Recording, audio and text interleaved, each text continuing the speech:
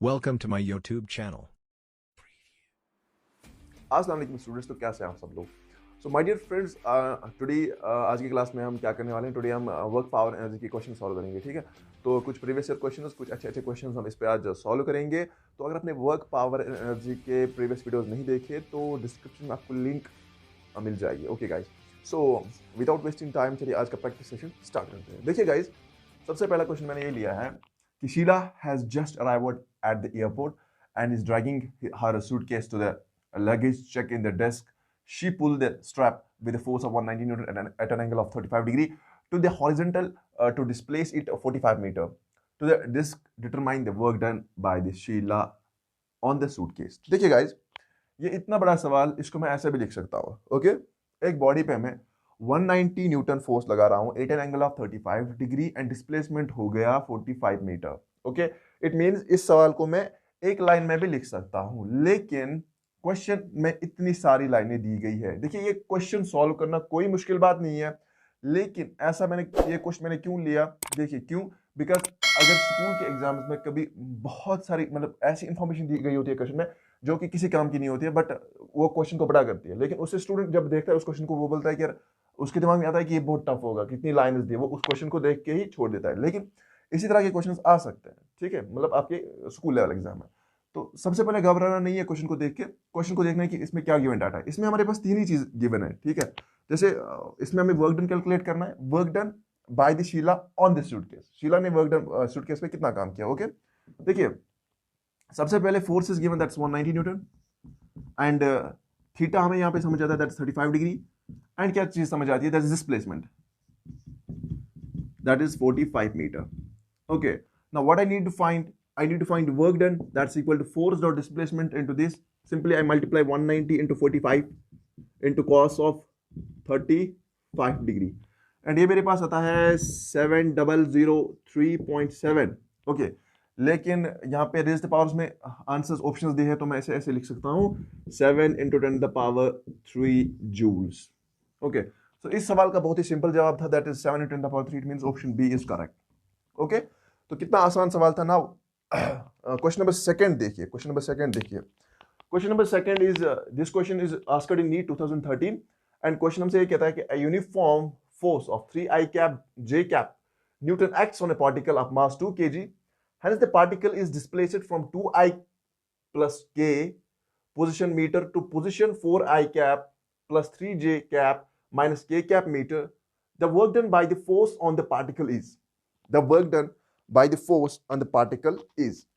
देखिए गाइस, हम इस सवाल को कैसे करेंगे। This question is asked in NEET 2013. Okay, I hope ये आपने लिखा होगा। I am going to rub this. Okay guys, अब इस सवाल को आप देख लीजिए। हमें यहाँ पे क्या फाइंड आउट करना है, हमें यहाँ पे वर्क डन फाइंड आउट करना है।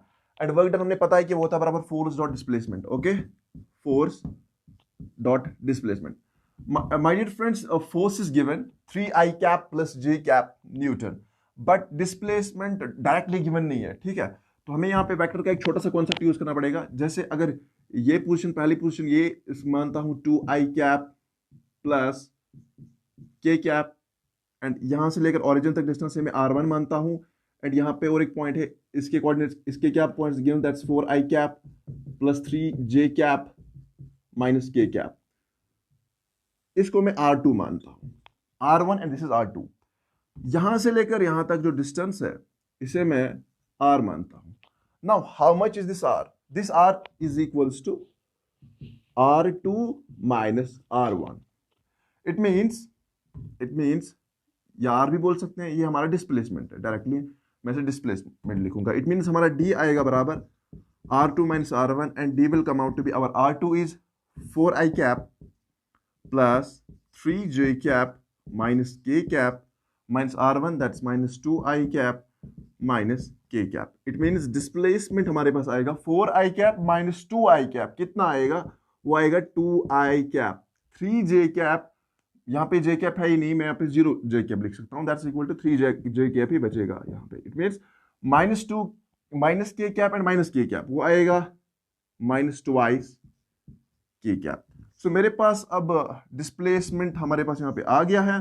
Now I need to find the work done, and work done है बराबर force dot displacement is 3i cap plus j cap, लेकिन k कैप नहीं है, मैं यहाँ पे ऐसे लिख सकता हूँ 0k कैप। नाउ अब डिस्प्लेसमेंट क्या है, डिस्प्लेसमेंट मैंने अभी निकाला, that is 2i cap plus 3j cap minus 2k cap. Okay, 3 into 3 into 2, sorry, that's come out to be 6, and I dot I is 1, plus j into 3, j dot j is 1, and 1 into 3 is 3. Okay, 0 into this is, that is 0, and लिखने की जरूरत नहीं है, and हमारे पास जो work done, that will come out to be 6 plus 3 is 9 joules. So work done कितना हुआ, work done by the force on the particle is 9 joules. Hope you guys understand this thing. Note it down. चले guys, question number 3 अब देखते हैं कि question number 3 हमसे ये कहता है कि a force F is equal to 2 plus x acts on a particle in the x direction where F is in newtons and x is in meter. Find the work done by this force during a displacement x is equal to 1 meter to x is equal to 2 meter. Got it? तो सबसे पहली बात समझने वाली यहाँ पे ये है कि F is equal to x plus 2 plus x, which means the force given is variable force, which means force given is variable force, and जब variable force में हमें वर्क डन निकालना होता है, हमें किसका सहारा लेना पड़ता है, इंटीग्रेशन का सहारा लेना पड़ता है। तो सबसे पहले हम लेते हैं यहाँ पे सॉल्यूशन करते हैं, एंड सबसे पहले क्या करेंगे, सबसे पहले एक छोटा सा वर्क डन निकालेंगे एक छोटे से डिस्प्लेसमेंट पर, दैट इज डी डब्ल्यू, एक छोटा सा वर्क डन एक छोटे से डिस्प्लेसमेंट पर, that is F dot D x, छोटा सा वर्क डन एंड एक छोटे से डिस्प्लेसमेंट पर। लेकिन मुझे छोटे से डिस्प्लेसमेंट पर नहीं निकालना है, मुझे टोटल निकालना है, टोटल वर्क डन जब डिस्प्लेसमेंट हो रही है x से 1 तक, x से x1 to 2। ओके, मुझे यही निकालनी है। तो इसके लिए मुझे क्या करना पड़ेगा, इंटीग्रेशन करनी पड़ेगी। तो डायरेक्टली कैसे इंटीग्रेशन करते हैं, तो टोटल वर्क डन W है वो आएगा बराबर integration of f dot dx, integration of f dot dx। लेकिन limits are also given, the x1 से x2 तक जा रहा है। ओके, तो इंटीग्रेशन ऑफ f के बदले क्या लिख सकते हैं, x 2 plus x dx limits 1 से 2 तक। ओके, तो इसकी इंटीग्रेशन करेंगे तो क्या मिलेगा हमारे पास, ऐसे आएगा, दैट इज 2, इसकी integration that is 2x plus x square divided by 2, and upper limit is 2 and the lower limit is 1। बेटे समझ में आ गया नहीं आया? ठीक है, तो अब करना क्या है भाई, लिमिट्स देने हैं, क्वेश्चन बन गया हमारा। लिमिट्स देंगे तो बचा ऐसे बनेगा 4 plus that is 4 by 2 which will come out to be 2, minus आएगा, and 2 into 1 that is 2, minus आएगा 1 square by 2 minus 1 by 2। Okay, clear है बात? अब क्या करेंगे, इसने इसके साथ कट गया, and 4 minus 1 by 2 is what, यहाँ पे लिखता हूँ 4 minus 1 by 2 is 3.15 joules। Encounter खत्म सवाल। Note it down। Guys, अब क्वेश्चन नंबर 4 देखते हैं। A ball of mass 1 kg is dropped from the tower. Find power of gravitation force at time t is equal to 2 seconds. Okay, at t, that's t is time, it is equal to 2 seconds. Take g is equal to 10 meter per second square. Okay, so question हमसे कहता है कि हमें ढूंढना है power. क्या ढूंढना है, पावर। ओके, पावर हमने यहाँ पे ढूंढना है, लेकिन हम एक बॉल को कहां से ड्रॉप कर रहे हैं, we drop a ball from tower. Okay, हम टावर से यहाँ पे एक बॉल को ड्रॉप कर रहे हैं, एंड सबसे पहले जब हमने ये बॉल, इसका मास कितना है, 1 kg इज गिवन। ओके, तो इसका मास है 1 kg। ओके, जब हमने इसको ड्रॉप किया, मुझे बोलो इसकी वेलोसिटी कहां से होगी, इसकी वेलोसिटी भी डायरेक्शन ये होगी। ओके, इसकी वेलोसिटी की डायरेक्शन भी ये होगी। ओके, जो ग्रेविटेशनल फोर्स लगेगा वो किधर लगेगा, डाउनवर्ड्स ही लगेगा। इट मीन इस बाल को अगर मैं यहाँ पे भी बनाऊं तो gravitation force is also downwards. अगर मैं आपसे ये बोलूं what is the angle between the force and the velocity, what is the answer, simple, ये भी इसी डायरेक्शन में, ये भी इसी डायरेक्शन में, थीटा इज 0 डिग्री। ओके, ये बात आपको समझ में आ गई। नाउ सबसे पहले मैं ढूंढूंगा वेलोसिटी ऑफ द बॉल। जब हम इसे टावर से नीचे फेंकेंगे इसकी वेलोसिटी कितनी होगी। ओके, इसके लिए मैं इक्वेशन यूज करूंगा, that is at t is equal to 2 seconds, I'll use the equation of kinematics, that's v is equal to u plus at, and here u is 0 because initial velocity is 0, and this will 80 and here A is equal to G, so I'll directly write A is equal to GT. सवाल में कहा गया है आप G के बदले 10 use कर सकते हो, ओके, तो वही से कहा है, तो हम इसे ऐसे लिख सकते हैं 10 into 2 which is equal to 20 meter per second. Okay, so what is the velocity? Got it? So this is the velocity of the ball, 20 meter per second. Okay, what we need to find is this is the velocity of body, velocity of ball. अब हम निकालेंगे gravitational force. Gravitational force इस ball पे कितना act हो रहा है, that is mg. Okay, that is F, which is equal to mg. M is 1 kg and g is how much? G is 10. Okay, so gravitational force is 10 Newton. Gravitational force is 10 Newton. Now what we need to find is that we need to find the power. Power होता है बराबर force dot velocity cos of theta. पता नहीं है तो power का video जाके देखो, ठीक है। तो पावर फोर्स भी हमने निकाला एंड ये लिखेंगे फोर्स 10 न्यूटन, लेकिन किस डायरेक्शन में? Downwards. Okay, now force is how much? Force is 10 and velocity is 20. Velocity is 20 and cos of theta is 0 degree. Cos of 0 is 1. So लिखने की जरूरत नहीं, that is 10 20 into this will come out to be 200 watt. 200 watt. This is the power of gravitational force at time t is equal to 2 seconds. Note it down. Come on guys, note it down. अगर आपने अभी तक channel को subscribe नहीं किया तो channel को जल्दी से सब्सक्राइब करें। चलिए जब फिफ्थ वाला क्वेश्चन हम देखते हैं कि ये हमसे कहता है कि spring of force constant 800 newton पर meter has an extension of 5 centimeter. The work done in extension it from 5 centimeter to 15 centimeter is. 4 options दी गई है and this question is asked in JEE Mains and I think 2002 में आया है. Okay, so this question is asked in JEE Mains 2002.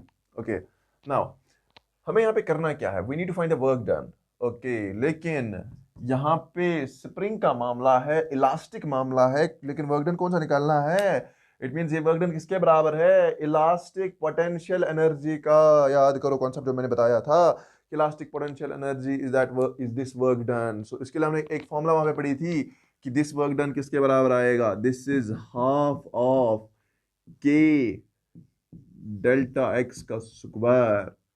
पता नहीं है तो यार YouTube पे जाओ, work power energy by Sheikh Faizan search करो और प्लेलिस्ट पूरी देख लो. देखिए गाइस, उसमें मैंने बताया कि दिस इज कांस्टेंट एंड ये डिफरेंट मटेरियल्स पे डिपेंड करता है. और अगर हम क्वेश्चंस में सॉल्व करेंगे तो क्वेश्चन ने वहीं से दिया होगा. यहाँ पे भी हमने वहीं से दिया है कि K is 800 newton meter. Del x is what? This is change in length. Okay, तो initial length was 5 centimeter and after extension ये 15 सेंटीमीटर आ गई. It means what is change कितनी होती है? बराबर डेल एक्स. चेंज हमें पता है कि वो होती है बराबर final minus initial. Final minus initial. अभी लेंगे 15 है, 15 सेंटीमीटर है, पहले इनिशियल थी, that is the change. Okay, now जो भी दिया गया है उसको इस फॉर्मूला में यूज करो and get the answer. That's half of के बदले 800 है, दैट इज 800. डेल एक्स के बदले final minus initial, that is change. वही तो देगा हमें चेंज, दैट इज 15 का square minus initial, that is 5 का square. Initial final minus initial का स्क्वायर. ओके, इनटू है 10 द पावर, ये सेंटीमीटर में है लेकिन मैं इसे मीटर में कैसे कन्वर्ट करूंगा? क्योंकि इसका भी स्क्वायर आएगा 10 द पावर माइनस 2 का स्क्वायर, वो आएगा 10 द पावर माइनस 4. बात समझ में आई कि नहीं आई? देखिए अब सिंपल है, इसकी कैलकुलेशन करनी है. यहां से हम ऐसे कर सकते हैं, 400 बचेगा, 400 बचेगा एंड ये ऐसे आएगा W इज इक्वल्स टू 15 का square, that is 400, that is 225. 5 का स्क्वायर इज 25 एंड क्या मैं 10 द पावर माइनस 4 को ऐसे लिख सकता हूँ? 3 4. हाँ, क्यों नहीं लिख सकते? Okay, so 225 minus 25, that is 400 into 200 divided by 1 2 3 4 zeros. इसको मैंने ऐसे लिखा. Okay, now 4 2s are is this will 8 0 0 0 0 divided by 1 0 0 0 0. This and this will get cancel and हमारे पास जो वर्क डन मिलेगा वो मिलेगा 8 joules. Guys, so option B is correct. देखिए हमारे पास एक स्प्रिंग कांस्टेंट दिया गया था 800 न्यूटन पर meter has an extension of 5 centimeter. The work done by extension of from the 5 centimeter to 15 centimeter is 5 centimeter से 15 सेंटीमीटर तक कितना वर्क डन हुआ. Simple elastic potential energy work done उसी के बराबर होता है half of K del x square. Del x is change in length. This is this and this is our answer. Note it down.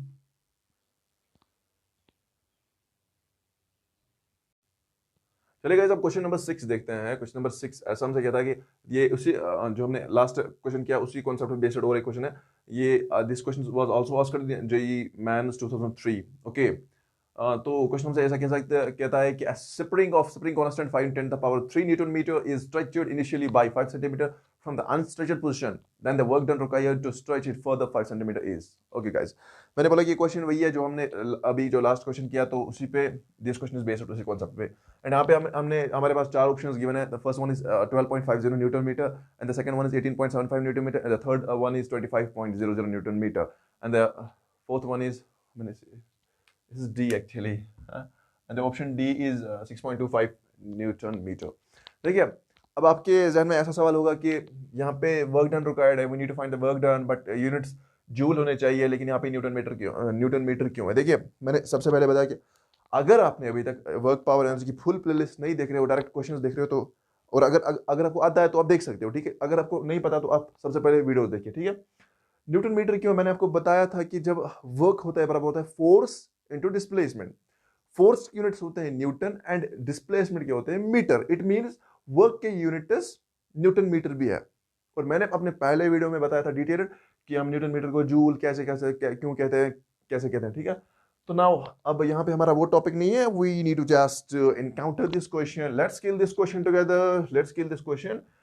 चलिए guys इस question को kill करते हैं. देखिए स्प्रिंग कांस्टेंट गिवन, मैंने बोला कि स्प्रिंग कांस्टेंट अभी जो मैंने ये क्वेश्चन करवाया इससे पहले मैंने उसमें भी बताया कि जो स्प्रिंग कांस्टेंट वो डिफरेंट स्प्रिंग्स के मटेरियल्स पे डिपेंड करता है. तो यहाँ पे स्प्रिंग कांस्टेंट गिवन है that is k is given 5 × 10⁻³ direct हमें पता है कि वर्क यहाँ पे क्या होगा. That's again question based on the elastic potential energy which is half of k delta x का square. Okay this formula is used in this question. Now k is given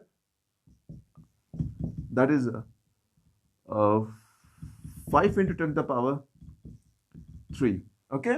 Now how much is delta x?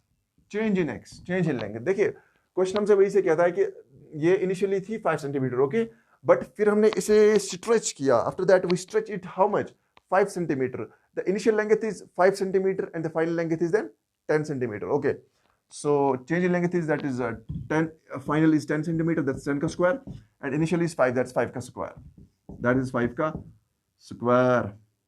लेकिन ये centimetre में है, इसे metre में convert करना है. कैसे करेंगे, यहाँ पे लिखेंगे बेट 8 इन द पावर -4. अभी मैंने बताया कि कैसे.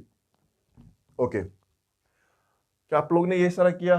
ओके आई थिंक थोड़ा ऊपर ही लिखता हूँ and I am gonna rub this portion कि थोड़ा बहुत यहाँ पे सॉल्व करते हैं. ओके देखिए सबसे पहले अगर मैं इसे सॉल्व करूंगा दिस इज ऐसे आएगा 5/2 10⁻³ 10⁻⁻4 10⁻1 बचेगा, ठीक है. तो मैं डायरेक्ट यहाँ पे 20 भी लिख सकता हूँ. ओके सो यहाँ पे मेरे पास क्या बचा 100 का स्क्वायर 10 का स्क्वायर इज 100 100 - 5 का स्क्वायर 25. तो मैं यहाँ पे डायरेक्टली 75 लिखूंगा. ओके नाउ उसके बाद मैं यहाँ पे क्या करूँगा, उसके बाद मैं यहाँ पे करूँगा कि 5 × this 5 × this, that is 5 × 5 5 is 25, 5 2 gets carry and 5 7 is 35 and that is 37 divided by 20 and after solving this one and I'll get this as 18.75 Newton meter. 18.75 Newton meter. सो बहुत ही सिंपल था और इसको आप सॉल्व भी कर सकते हैं. जैसे अगर ऐसे भी लिख सकते हो 2 × 20. ओके ऐसे भी कर सकते हो, दैट इज 2 1s are 2, 16 बन जाएगा and 8 this will come out to be 7.5 अगर उसे 2 से डिवाइड करोगे. फिर 1 से एक पॉइंट इधर चढ़ेगा, दैट इज 18.75 ऐसे भी कर सकते हो न्यूटन मीटर। क्लियर है बात? सो ये इसी कॉन्सेप्ट पे बेस्ड और एक सवाल था spring of spring constant this, hope you guys understand this question also, note it down. Question number 7 अब यहाँ पे है कि let's kill this question together. Now when a rubber band is stretched by a distance x it exerts a restoring force, जब हमने इसे खींचा इसके अंदर एक फोर्स डेवलप हुआ, दैट्स कॉल्ड restoring force। कि मैं वापस आऊंगा अपनी पोजीशन पे। Magnitude of this force is F is equal to ax plus bx का square. A and B are constants. The work done is stretching the unstretched rubber band by L is. This question was asked in 2014 in JEE Mains, and इसके हमारे पास 4 options given है। First one is half of AL square by 2 plus BL cube by 3. Second one is AL square plus BL cube, and the third one is half of AL square plus BL cube, and the fourth one is AL square by 2 plus BL cube by 3. Okay. Now इस सवाल को हमें कैसे solve करना है? देखिए सबसे पहली बात मैं यहां पे लिखूंगा कि restoring force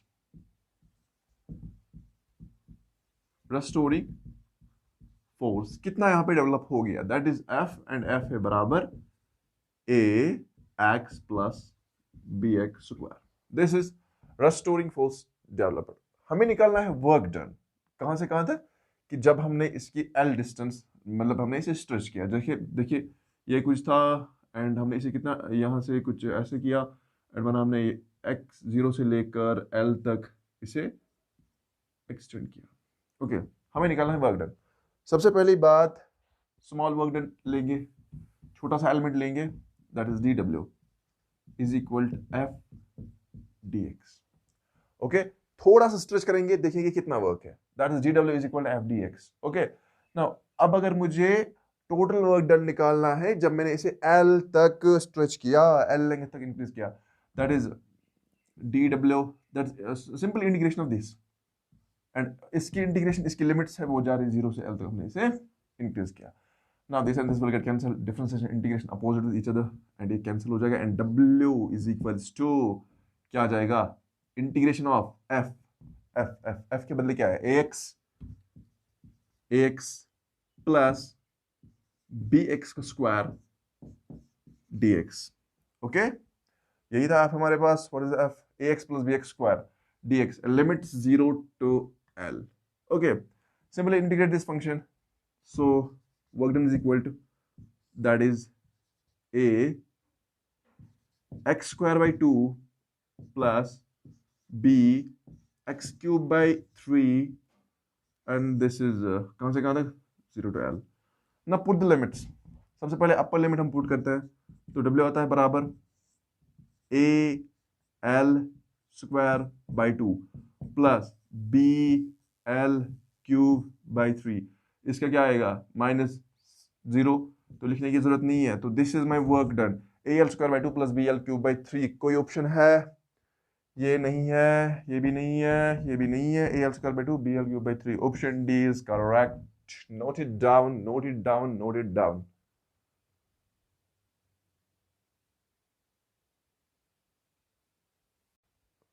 So guys, question number 8 हमारे पास ये है कि a block of mass m moving on the frictionless horizontal surface collides with a spring constant k and compress it by the length L, the maximum momentum of the block after collision। देखिए ये block चल रहा है किसी velocity से, okay, and जब ये velocity चल रहा है तो इसके पास कौन सी एनर्जी होगी? सबसे पहली बात इसके पास होगी kinetic energy, equal to half of mv square. Okay, so चलते चलते चलते चलते ये किसके साथ कोलाइड करता है? ये स्प्रिंग के साथ कोलाइड करता है, स्प्रिंग के साथ बड़े जोर से कोलाइड करता है।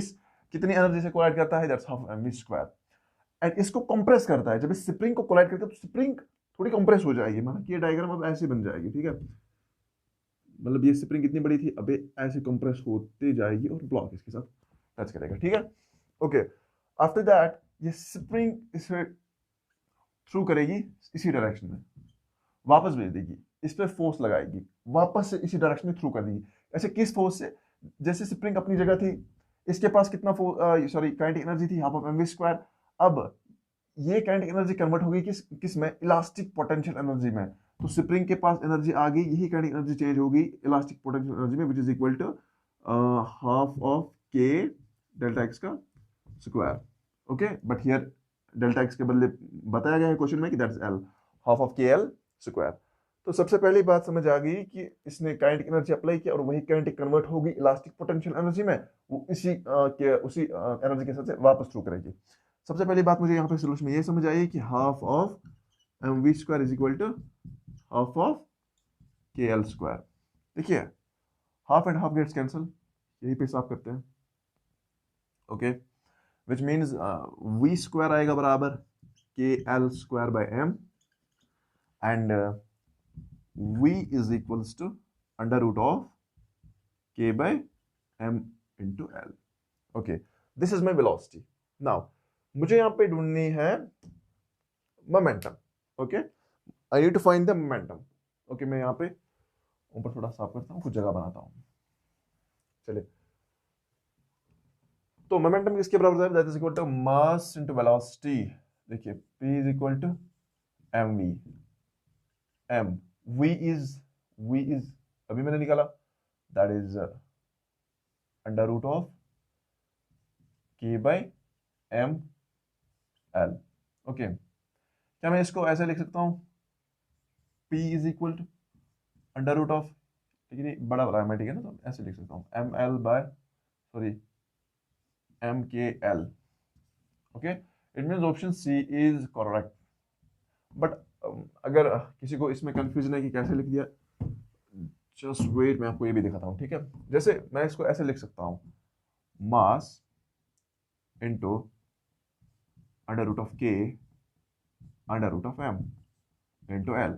ओके, अगर मैं इस रूट का वैल्यू मतलब होता है 1/2, तो ऐसे लिख सकता हूँ 1/2। अगर मैं इसे ऊपर चढ़ा हूँ तो ऐसे आएगा, इसका पावर 1 है, that is equal to m1 m of -1/2 under root of k and l। Okay, तो ये ऐसे आएगा कि m1/2 base of same power add हो जाएंगे and under root k l। तो फिर मैं इसे इन दोनों को ऐसे लिख सकता हूँ under root of m k और बाहर l। Hope you guys understand this thing, note it down. So guys, this was all from my side today. तो thanks for watching. अगर आपने अभी तक चैनल को सब्सक्राइब नहीं किया तो चैनल को जरूर सब्सक्राइब करें। अगर आपको वीडियो अच्छी लगी तो वीडियो को लाइक करें और अपने दोस्तों के साथ जरूर शेयर करें। Goodbye. Thanks for watching and don't forget to like, comment, share and subscribe my channel for more videos.